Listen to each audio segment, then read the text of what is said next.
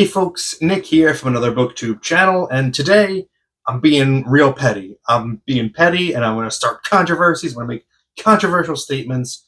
I'm going to talk about spoilers today, because the other day I got a snotty comment on one of my videos. It was on the Usher's Passing review that I did, because I promoted in the title of that video that it was a spoiler-free review. And so the person commented, you said spoiler free, and you proceeded to spoil the entire book in the video. And I went back and I watched it, and I absolutely did not. Like, I 100% did not spoil a thing from that book. And it's bugged me. It's bugged me since I saw that, because I know that this person is wrong. And I can't just let it go. So this is why I'm saying I'm being petty today. I've got time to kill. So I want to talk a little bit about spoilers and what my correct definition of a spoiler is.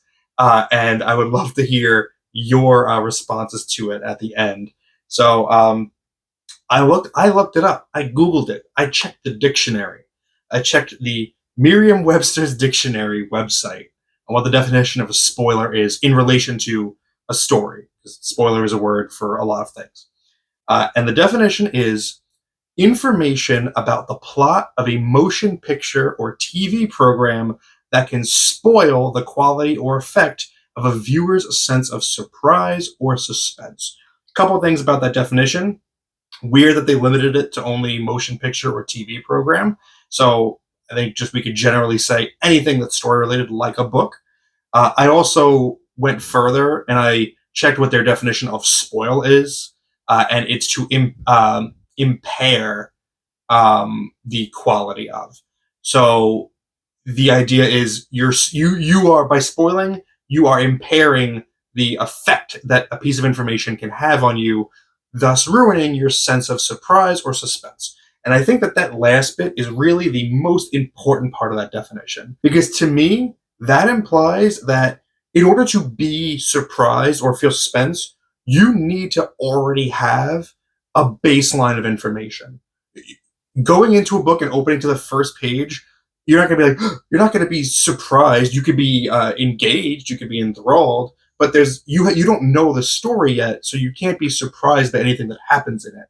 You need to have a baseline. You need to have something established so that you can have expectations, and then you can feel suspense based on those expectations. Those expectations can be subverted or confirmed. Like that's how stories are. That's how a story works.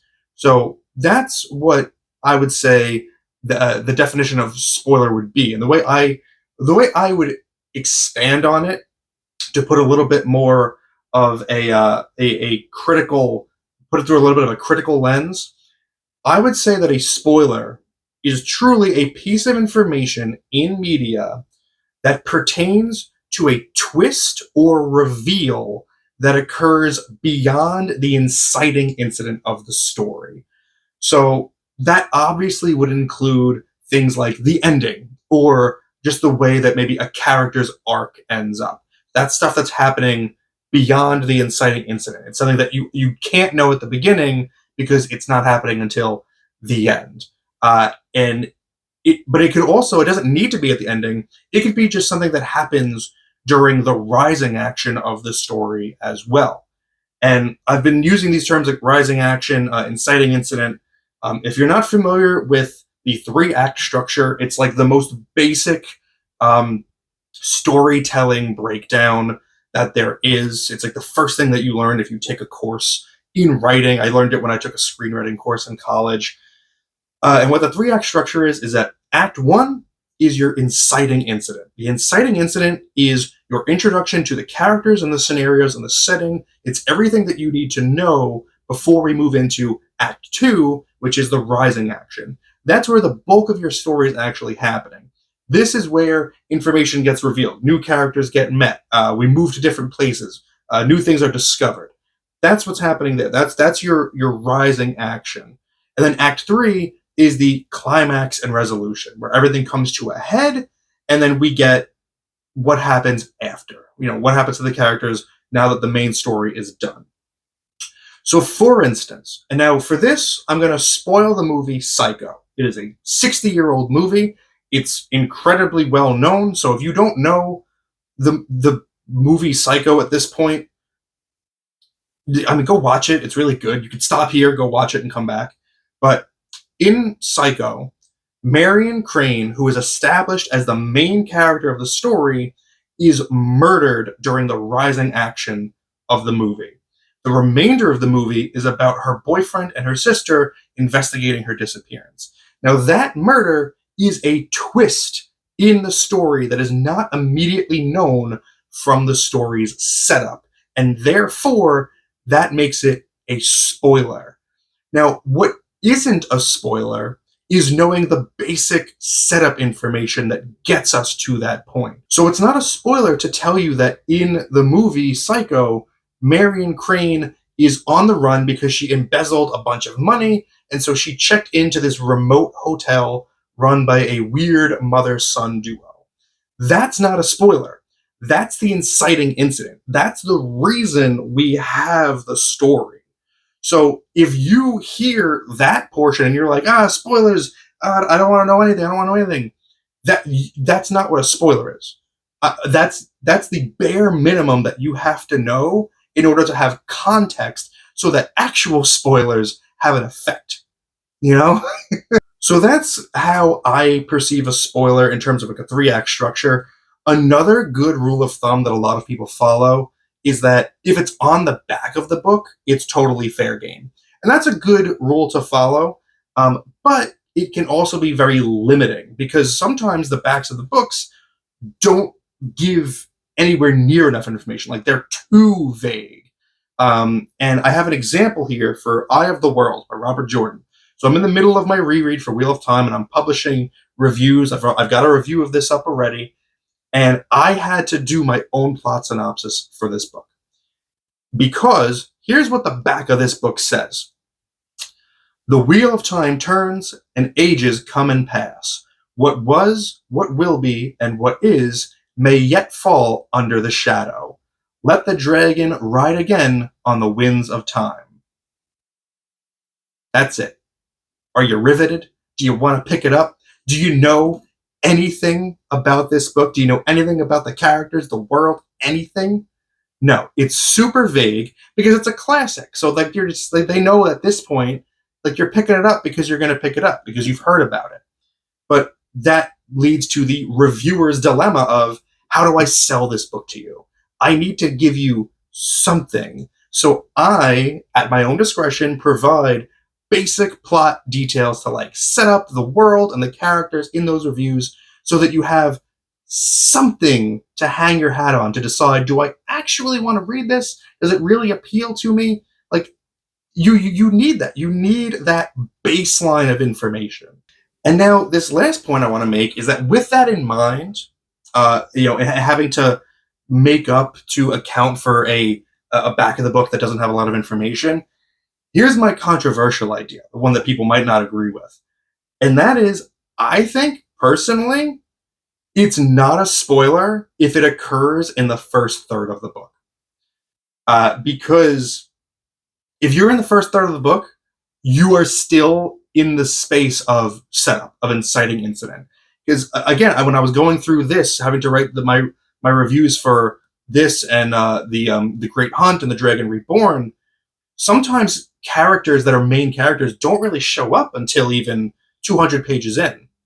But the books are so long that you're still not quite at the rising action. Like for that character, it is still just their inciting incident.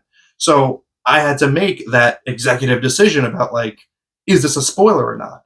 And so that's why I feel like if it's the first third of the book, it's not a spoiler because we haven't actually hit the story in stride yet. Now, there may be exceptions to this, obviously.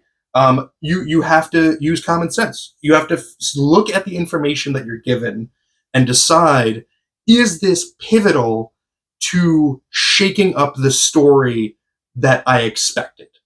Like, is this just more information to pad out the setup, or does this actually change something does this change an expectation that I already had based on the information I've already been given? And that's incredibly important. So basically what I'm saying is here, that if you complain about spoilers in a review, but your definition of a spoiler is just that you don't want to know anything about the story, you don't want to know anything about the inciting incident, be mindful of the fact that you are the one that is being too picky. This is not a fault of the reviewer. It's not a spoiler. It is by definition not what a spoiler is, because you don't have any information to be spoiled yet. You know? So that's what I want to say. And if you don't, and honestly, if you don't want to know any information about a book before you go in, why are you risking clicking any review? Like, why are you watching any video about it? You're playing with fire. You're bound to hear something about the plot. Like, even if it's a spoiler free, even if that person is just saying, this book was really good, I liked it, like, that's going to color your opinion. Like, you're going to go into it assuming, like, okay, this is a good book. Like, you're already having yourself be affected just by that. So there is no going in blind unless you're literally going to the bookstore or the library, seeing the book and going, yep, that's it. And, like, not even looking at anything. Like, be realistic about what going in blind means. And be realistic about what a spoiler is. Be realistic about how your definition might differ from someone else's, because if you don't even want inciting incident information, that's on you. So that's all I'm going to say. Let me know if you agree with that assessment in the comments. Let me know if you disagree, particularly my first third of the book theory. If you can think of a book where something happens in that first third that is truly a spoiler, let me know. I think that one is probably, like I said, the most controversial of the things I've said here. But other than that, I'm looking at the 3-act structure, and I feel pretty good about every review I've ever done on this channel. I don't feel like I've given anything away unduly. So, love to hear your thoughts about it. Thank you very much for spending some time with me today. But now, it's time to get back to reading.